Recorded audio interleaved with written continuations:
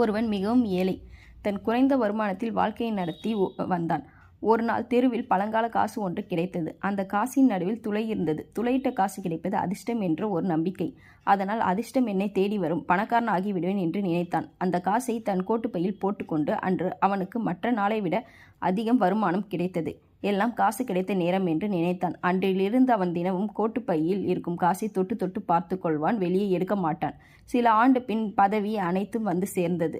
பல வருடங்களுக்கு பின் ஒரு நாள் தன் மனைவியிடம் அந்த காசை பார்க்க வேண்டும் போலுள்ளது என்று கேட்டான்.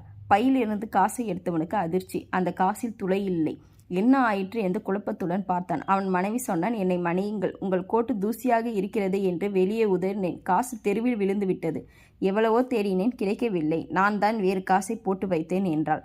இது எப்போது நடந்தது என்று கேட்டான். அந்த காசு கிடைத்த மறுநாளே என்றான்.